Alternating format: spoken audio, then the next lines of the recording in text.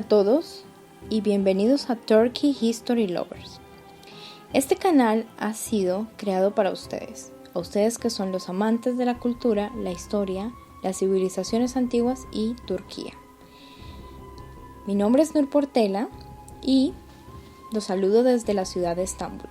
En este capítulo me van a acompañar en la visita al famoso lugar y clásico de la ciudad de Estambul, Eyüp Sultan, y la colina de Pierloti. Vamos a recorrer este sitio, a conocer su historia, a renacer nuevamente dentro de este mausoleo, y obviamente van a experimentar ustedes todo lo que pasó, los sucesos y los eventos más importantes de la historia de este magnífico lugar. Así que acompáñenme nuevamente.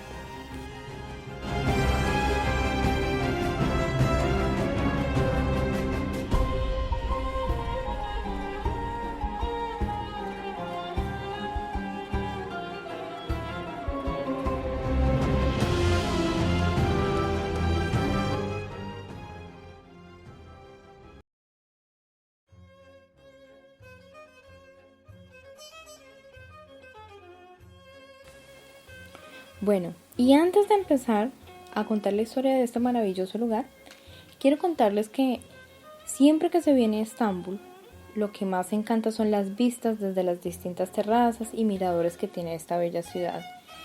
Uno de estos miradores famosos es el de la colina de Pierloti, que en la segunda parte de este capítulo estaré hablando sobre esto.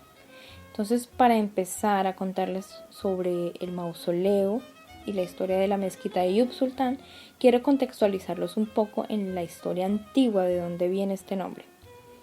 Eyüp Sultan en realidad no fue ningún sultán, pero sí un personaje histórico muy famoso y sagrado en el Islam.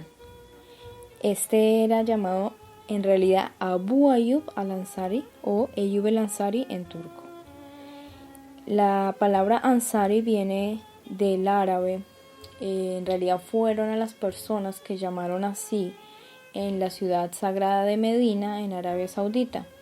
En el tiempo del profeta resulta que hubo un proceso de expansión.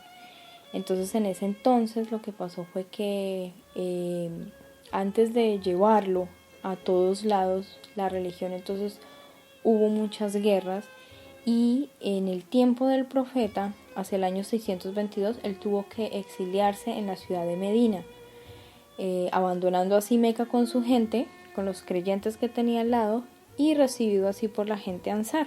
Ese título se le dio a esta gente porque ayudaba mucho, eran solidarios y generosos con él.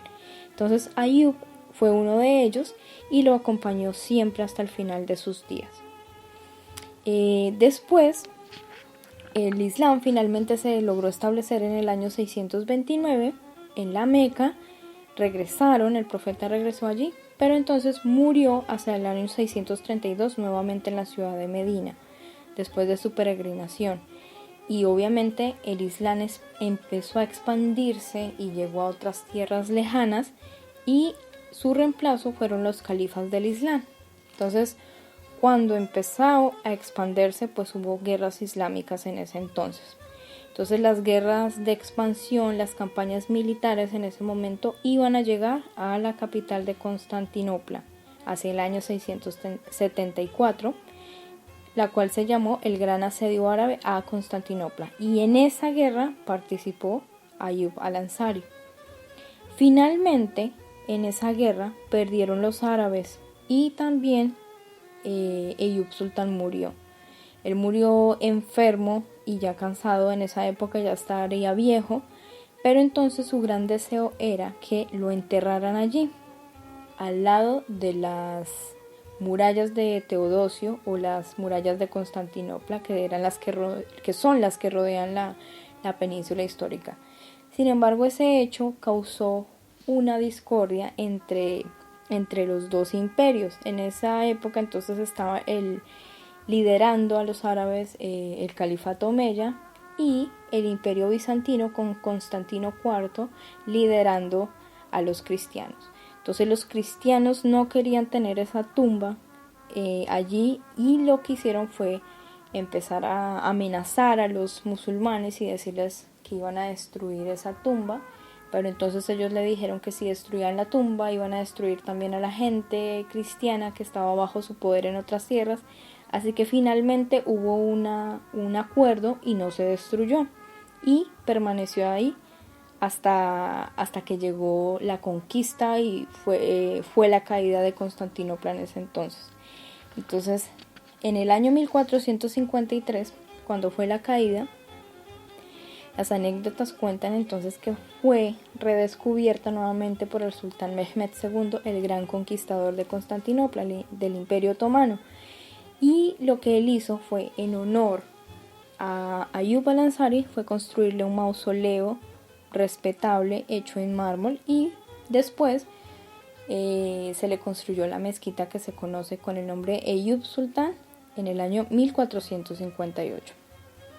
Entonces, de ahí empezaron una de las tradiciones más importantes del Imperio Otomano, en la cual pues era para las entronaciones, cuando era la ceremonia de coronación de los sultanes. Esta se le llamó Kilich Alay. Tal vez entonces en diferentes reinos en Europa y en otros países se pondrá la corona. Aquí se usaba era la espada de Osmán. Osmán, ¿quién fue? Pues fue el fundador del Imperio Otomano. Osmán I, en el año 1330, fue el que logró fundar este imperio que duró 622 años. Y de ahí, desde el primer sultán hasta el último, portó la espada de Osmán. Esto era todo una ceremonia y una procesión que empezaba desde el Palacio Topkapi en un barco, no, en un bote muy adornado a la época, decorado. El sultán se montaba y se iba por todo el Cuerno de Oro hasta llegar a la mezquita de Eyüp. Y ahí se hacía la ceremonia especial, el ritual, y portaba la espada de Osmán. Este suceso llegó entonces a conocerse hasta finales del siglo XIX, hasta el último sultán, que fue Vahdettin VI, y pues resulta que antes solamente los oficiales del sultán, los pashas, el visir y la familia cercana a él podía llegar a ver la ceremonia. Sin embargo, en esa época, entonces en 1918 se conoció que ya los sultanes querían que todo el mundo conociera esta ceremonia y participara de la pompa del imperio en ese momento. Entonces, uno de estos fue Vahdettin VI, que hay incluso registros de videos en blanco y negro. Fue su coronación. Apenas murió el sultán Reshah Mehmed V, él subía al trono en ese momento y se invitaron personalidades muy importantes, y ya no eran solo musulmanes sino no musulmanes, tanto así que fue no solo Sheikh al-Islam, sino también el patriarca de la Iglesia Ortodoxa en ese tiempo, el rabino representando a los judíos y el representante en jefe de la Iglesia armenia. Estos fueron invitados. También en esa época se invitó al New York Times y pues se hizo una nota sobre eso. Así que pues al pasar el tiempo pues trascendió la tradición y quedó allí.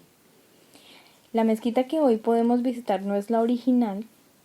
En realidad en el año 1453 se hizo una diferente de la Edad Media, pero como en Estambul han habido tantos terremotos que han cambiado el curso de la historia y obviamente los edificios, esta había quedado en ruinas, y hacia el año 1800 el sultán Selim III la volvió a restaurar, pero entonces obviamente ya los cambios en la historia, los nuevos movimientos arquitectónicos habían empezado y finalmente quedó con una estructura barroca, que es la que conocemos en hoy en día.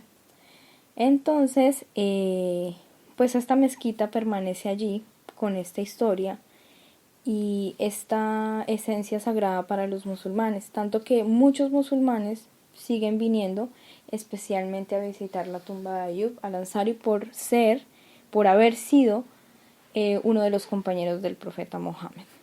Y bueno, pues alrededor de la mezquita no solamente se encuentra, digamos que tumbas de oficiales otomanos de la época, sino también sultanes que hicieron parte del Imperio Otomano. Por ejemplo, está la tumba de Merishah, sultana, la esposa de Selim III. Ella también había construido allí un imaret, que es una comida comunitaria, y resulta que sigue funcionando hoy en día y es muy especial esto porque la gente necesitada sigue acudiendo a este lugar. Entonces eso es de gran importancia para los musulmanes que viven en la ciudad.